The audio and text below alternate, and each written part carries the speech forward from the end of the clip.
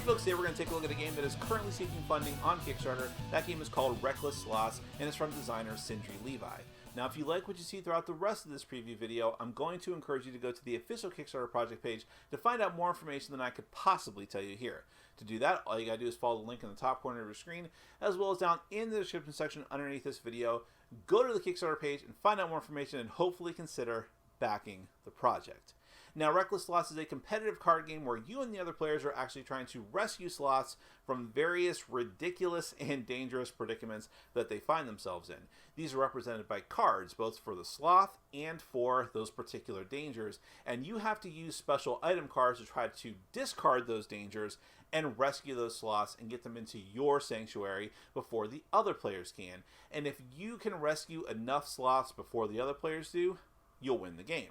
Now, of course, it's easier said than done because you have to get those correct item cards and you have to be on the lookout for the special power cards the other players will try to use against you, and you'll have to use your own against theirs as well. So let me go ahead and give you a brief look at how the game is played with a prototype copy of the game. So while some things you see in this prototype copy may be what the final version is going to be like, there are some things that may change, and you need to be aware of that and take that into account, and that's why you should go to the Kickstarter page to find out more information. But in any event, we will come back and discuss it further.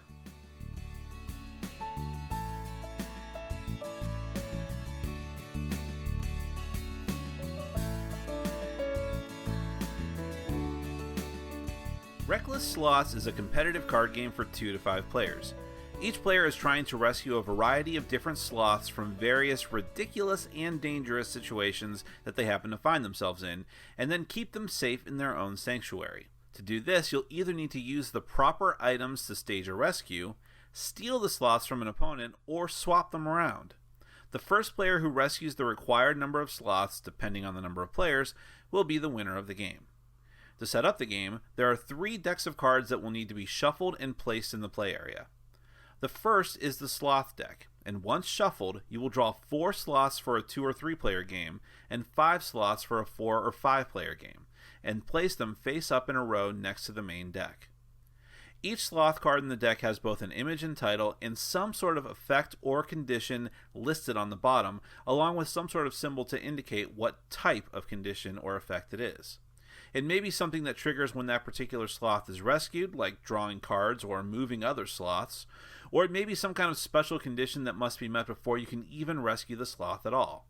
There are also some effects that happen constantly once the sloth is situated in a sanctuary. You will set up the danger deck in the same way as the sloth deck. Shuffle and place the deck under the sloth deck and place 4 or 5 danger cards face up in a row so that each one is situated beneath one of the drawn sloths. Every danger card is a bizarre situation in which each of the sloths above it finds itself. There are also special icons in the corner of the card. These indicate which item cards you'll need in order to discard the danger and rescue the sloth. Some dangers will require more than one item symbol. The final deck is the action deck. Shuffle and place it within reach of all players, and then have each player draw 5 cards to constitute their hand, which they'll keep hidden from the other players.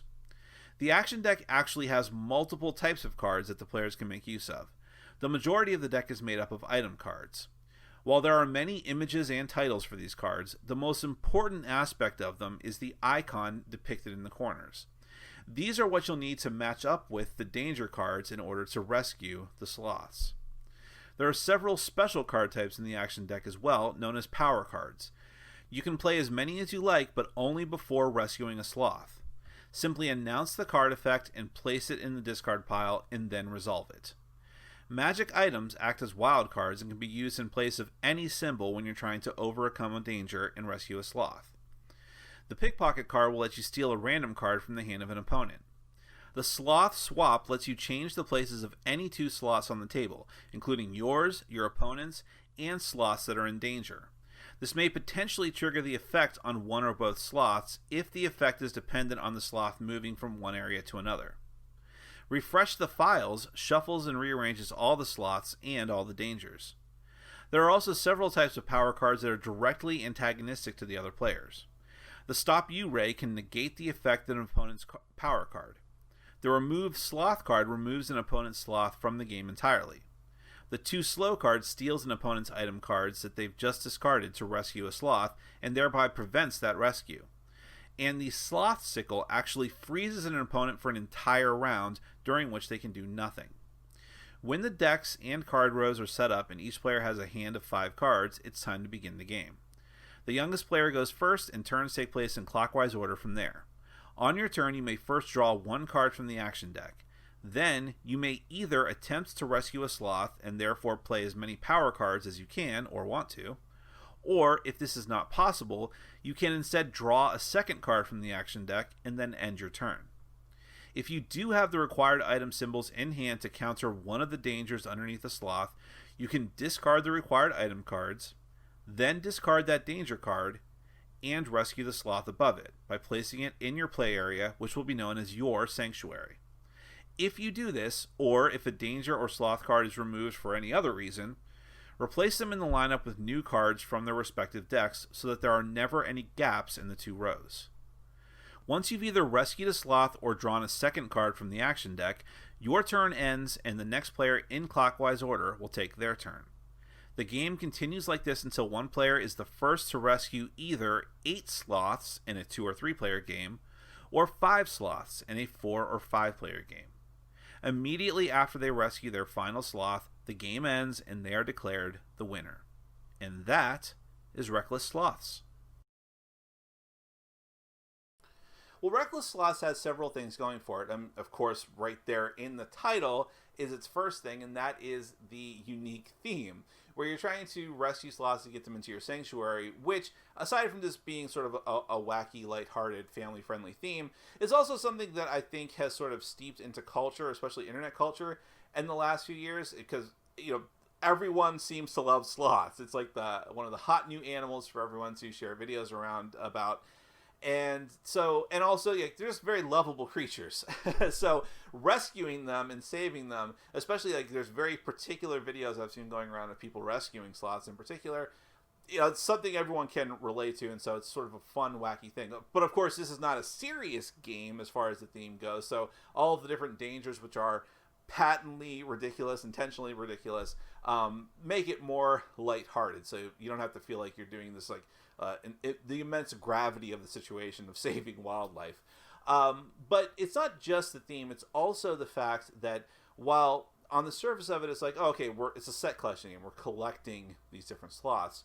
There's more to it than that. It's this sort of interplay between, okay, you have to get the right item cards to get those sloths, which means, but it's not just like, oh, let me just get as many as I can, as fast as I can. It's, okay, wait, I can try to go for this sloth here, but the condition doesn't really help me that much. But if I can trigger this sloth, which enables me to get this other sloth, or enables me to take this sloth from another player, or so on and so forth, it's trying to get these combos of triggering effects. So there is actually a plan and a strategy. You have to think ahead at least a little bit in order to get the best sloth possible. And sometimes that means passing on another sloth when you can potentially get it, because items can be used for different sloths. So if you waste one here, you're not going to have it for this other sloth that you want to take, and so on. It is a race to get the most sloths first, to get that target number of sloths depending on the number of players. But if you just try to go all out right off the bat, you might actually just peter out and not have what it takes to get more. Like, you'll find yourself stuck like, oh, okay, I got this one sloth, but this other player was able to get 2 with the same number of turns. So that's a problem for you. So you have to have at least some strategizing ahead of time to sort of make the best moves. At the same time, you need to worry about the players who are going to be using their power cards against you, and you have to conserve yours for when that time comes. Sometimes it's just as simple as having a stop you card to prevent another player from hitting you with a negative effect. But it's also strategically deciding when to freeze them, for example, or to take one of their slots, or taking a slot from a particular opponent but not this other opponent, which may not be the opponent with the most slots at the time. If you've got enough buffer space, you might go for someone who you know has more cards in hand and is a bigger threat in a better position. So there is some concern there in strategy that you have to worry about too. So, but that's the thing about the game. It is very simple to set up and fast to set up, fast and simple to teach, and it is not overly complicated by any stretch. This is a family-friendly card game and appropriate for any skill level of player. But if you do have a group of players who is used to games that have a little bit of heavier strategy in their card play, then there is that element here for those people, and that might be you. And so you've got that lighthearted theme, and you've got the very fast gameplay and simple gameplay, but with just that little bit of you having to think ahead and actually make important decisions as you go along. So if any of that thing feels like it applies to you or someone you know and the rest of your play group, if you like the theme, if you like the artwork, if you like, which is all very unique, if you like the way that it's both a set collection card game but also has sort of take that elements, but also having to manage your hand and manage different strategies going forward, then hey, you don't have to take my word for any of this. You can go to the official Kickstarter project page and find out more information than I could have possibly told you here. In order to do that, all you gotta do is follow the link in the top corner of your screen or down in the description section underneath this video. Go there, find out more information, and hopefully just consider backing the project. That is Reckless Sloths, which is hard to say, from designer Sindri Levi. Thank you so much for watching, and as always, for supporting our sponsors. Take care.